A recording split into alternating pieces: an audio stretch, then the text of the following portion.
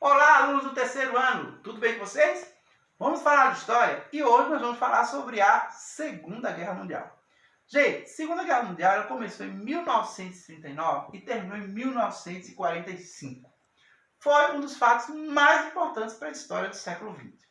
É claro que é impossível resumir toda a Segunda Guerra Mundial num vídeo de 5 a 10 minutos. Então eu vou tentar passar para vocês alguns tópicos importantes sobre esse assunto. A Segunda Guerra Mundial, gente, ela tem suas origens ligadas a feridas que foram abertas durante a Primeira Guerra Mundial e que não foram devidamente cicatrizadas ao longo do período entre guerras. Dentre elas, a gente pode citar, sem sombra de dúvidas, o Tratado de Versalhes. O Tratado de Versalhes foi um tratado imposto à Alemanha em 1914 e que colocava a Alemanha como culpada por tudo que aconteceu durante a Primeira Guerra Mundial. Só para lembrar, quem é que foi obrigado a pagar as indenizações de guerra? A Alemanha. Quem perdeu territórios? A Alemanha. Quem foi obrigado a se desmilitarizar? A Alemanha. Então a Alemanha foi jogada na lata do lixo da história. Rendida, humilhada, tá? Sufocada pelos seus inimigos. Nesse cenário de uma Alemanha derrotada, né, transformada na República de Weimar, surge um cara, tá? Baixinho, bigodudinho, feito eu por sinal, que vai o quê? Prometer à Alemanha sair da lata do lixo e voltar a ser uma grande potência. Quem é esse cara? Adolf Hitler. Gente, a história não é feita de si, ela é feita de como.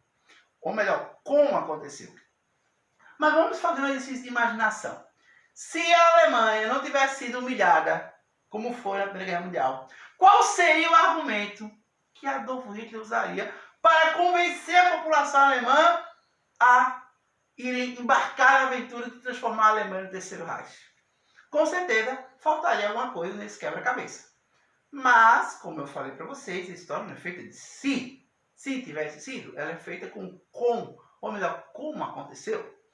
E aí, gente, a Alemanha foi levada a essa grande aventura, essa grande coisa louca do Adolf Hitler de levar um país todo para uma guerra que se estendeu durante vários anos. E que dividiu o mundo em dois grupos. De um lado, o grupo do eixo, do outro lado, o grupo dos aliados. O eixo, que era formado por 3 cidades, Roma, Berlim, Tóquio. Ou seja, Itália, fascista do Mussolini, a Alemanha nazista de Adolf Hitler e o Japão, que naquela época era uma monarquia governada pelo imperador Hirohito. E de outro lado você tinha o grupo dos aliados, Inglaterra, tá? Depois veio a se juntar a União Soviética e finalmente os Estados Unidos que entram na guerra a partir do ataque japonês à base norte-americana de Pearl Harbor, no Pacífico.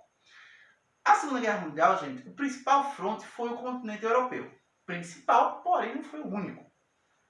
Houveram também combates no norte da África, no Oriente Médio, e também na região do Oceano Pacífico, a chamada Guerra pelo Pacífico, onde você vai ter 2 países que vão disputar espaços geopolíticos. Estados Unidos contra o Japão. Em relação ao Brasil, qual foi a participação do Brasil na Segunda Guerra Mundial? O Brasil, gente, ele tinha relações tanto com a Alemanha como com os Estados Unidos. E é por isso que o governo brasileiro vai manter uma relação de neutralidade durante o conflito. Porém, a Alemanha ela vai proibir o Brasil de comercializar com países que não fossem aliados, com os aliados praticamente, né? E aí o que vai acontecer? Submarinos alemães vêm até a costa brasileira e vão afundar navios mercantes brasileiros. Para você ter ideia, morreu mais gente nesses afundamentos do que de soldados brasileiros que foram lutar no fronte da Itália, por incrível que pareça. E aí, o Getúlio Vargas, que era o presidente da República na época, ele é obrigado, ele é pressionado pela opinião popular a declarar guerra contra o eixo. E essa declaração de guerra vai ser em 1942. Mas as tropas brasileiras só vão para o fronte em 1943 e vão justamente para a Itália, tá? Para lutar contra os fascistas de Benito Mussolini. E na Itália, gente, a gente não vai fazer feio não, viu? Embora muita gente diga que as tropas brasileiras eram mal preparadas, não tinham equipamentos, fala-se muito mal, por sinal, da FEB, né? Força Expedicionária Brasileira. Mas a gente não fez feio não, muito pelo contrário. A gente conquistou grandes e importantes vitórias, como por exemplo, Monte Castelo, Castel Montese, Castel Nuovo, Castel Nuovo. Desculpa que italiano para mim também não é minha praia não, mas enfim.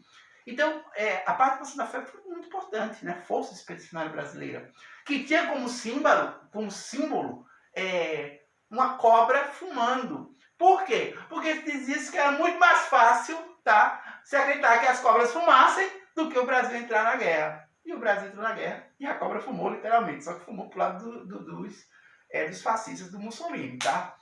E finalmente, para concluir esse vídeo, gente, é bom lembrar que a participação brasileira no conflito trouxe para a gente um regalo, um presente dos norte-americanos, que foi o know-how, ou seja, a tecnologia necessária para que nós construíssemos a nossa Companhia Siderúrgica Nacional, a CSN, que foi construída aqui no Brasil, no Rio de Janeiro, tá? E que foi um regalo, um presente dos Estados Unidos. E para concluir o nosso vídeo, vou perguntar para você que está me assistindo. Você sabe o que tem a ver forró com a participação brasileira na Segunda Guerra? Ó, tá vendo aí? O pessoal não sabe, mas vai saber agora. Os norte-americanos, gente, eles instalaram bases militares aqui no Brasil, porque ficavam muito mais próximos aqui do Brasil de mandar navios para a Europa do que vir lá dos Estados Unidos.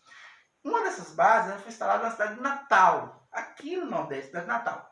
E nessas bases militares, na base de Natal, tinham umas festas que eram abertas, tinham festas fechadas só para os militares, e tinham festas que eram abertas para todo mundo. Essas festas abertas eram chamadas de for all, ou seja, para todos.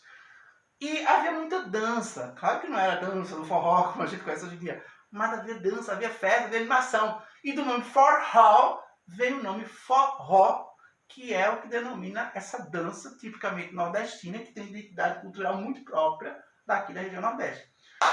Como eu sempre digo, história não é só passado, mas é também presente. Então, a origem da palavra forró tem a ver com as festas for all feitas na base militar norte-americana que ficava em Natal, no Rio Grande do Norte. Gente, espero que vocês tenham gostado desse resumo. Um grande abraço para todos vocês. Fiquem em casa. Se precisar sair, vamos continuar mantendo aquelas regras de distanciamento social, tá? Higienização com álcool gel e passar por essa pandemia para a gente voltar a ter nossos encontros presenciais. E eu, como professor, fazer aquilo que eu sempre gosto, que é contar história para vocês. Um grande abraço a todos. Até a próxima, com muita história para contar, professor Zé Ricardo. Tchau, minha gente!